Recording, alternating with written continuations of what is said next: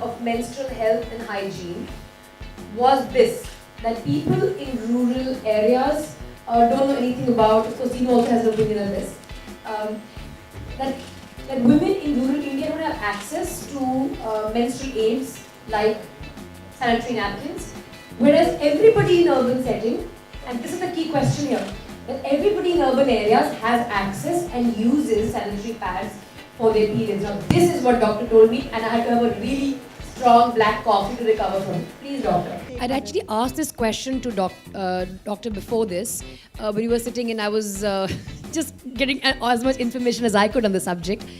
And I'm actually going to ask, the reason I wanted to say this because this is a question I also had.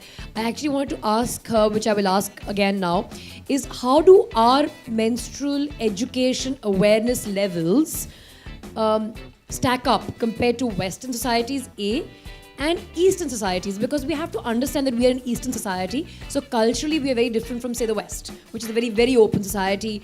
So I will allow doctor to answer that, but this is a question that I also had for her earlier. Culturally, menstruation has not been accepted as something which is sacrosanct or which is healthy, or it's something that nobody wants to talk about. Unfortunately, we are like a multicultural place, and as a Catholic, we never had any problems.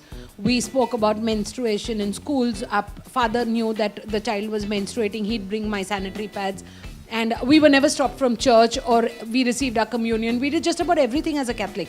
I grew up as one, and I never had a problem with menstruation. But unfortunately, there are certain cultures which say, don't do this, don't do that, don't go into the kitchen, don't touch the idol, don't touch food. I mean, somebody said about negative energies and positive energies, but scientifically, I would not believe any of that.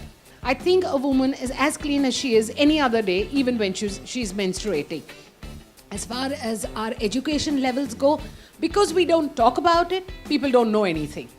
And they're living in a preconceived notion or a preconceived idea of the past, and we're living in our false glory.